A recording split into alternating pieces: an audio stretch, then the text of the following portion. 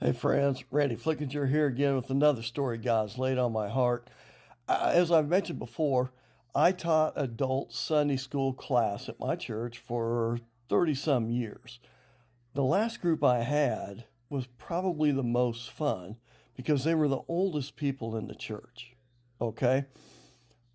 I, I'm sure they got a kick out of this young at, 50s, 60s, whatever. But bottom line was, I had a lot of fun with them. I wasn't really teaching them anything. I was just reminding them of things that they may have forgotten or giving them a different take. That was kind of my job as a teacher with that group. Uh, so much fun.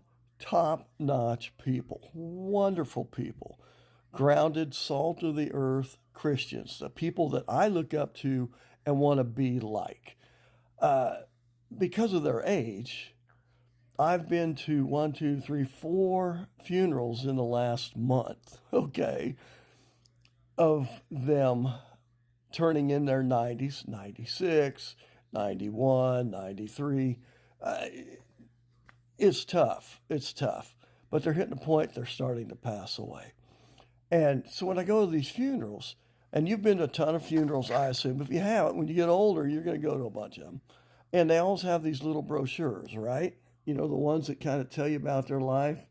This is the one for Charlotte Levins, a wonderful lady. Her husband died when she was literally in her 40s, and she raised two kids by herself, okay, working two or three jobs. That's the kind of people these were. Yeah, you picture that today. Would we do that? I don't know. Maybe we would. I hope so.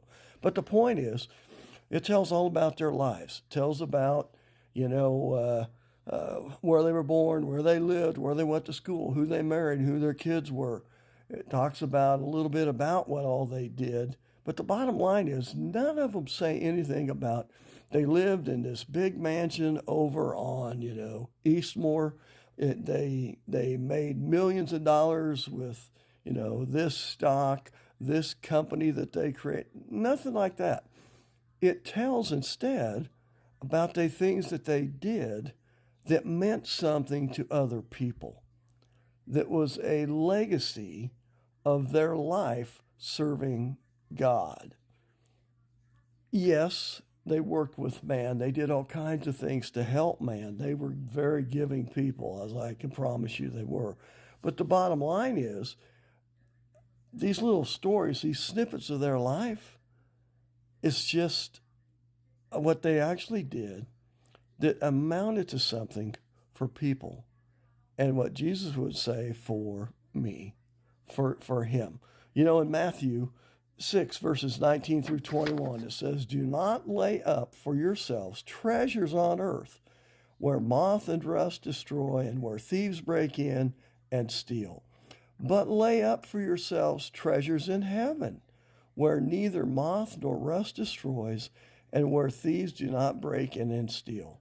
For where your treasure is, there your heart is also." Did you hear that?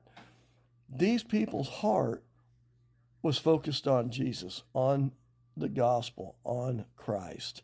It's very easy in this world today to get our eyes way away from that. Don't do it. Stop, resettle your life a minute, and say, you know what? Am I chasing this relationship so hard that I'm unhealthy? Am I chasing the almighty, hard for me to say, dollar? Because I got to have it. I got to have it. None of these people would tell you, no, they didn't love getting paid, making money, whatever the case was. I don't know their whole financial situation. And part of that's because, one, I never heard them say anything about it. And two, these little booklets didn't tell the same stuff I told you about. If you and I are losing the basics of what really is important, which is serving God, are we making a difference for the kingdom? Because someday they're going to put out little pamphlets like this for each of us. I know for some of you that's a long ways away. I hope it's 60, 70, 80 years. For some of the rest of us, however, it may be a lot closer. I'm more interested in the things that I did for God, just as Paul said, than I am on any accomplishments I had on this world. Yes, hopefully they helped, but the bottom line is what you do for God is what lasts. What we do for ourselves, unfortunately, does not. Guys, thanks for listening as always. I love to share with you. If you enjoy these stories, all you got to do is put my name in. There's over 130 of them on TikTok. You can find me all over the place. Save this, keep it as a favorite, repost it, please. Thrilled for you to share them. And comment. Love to hear what you have to say. Questions. How about a story about this? Anything like that. God bless you. Take care of you. Thanks again for listening. Bye bye.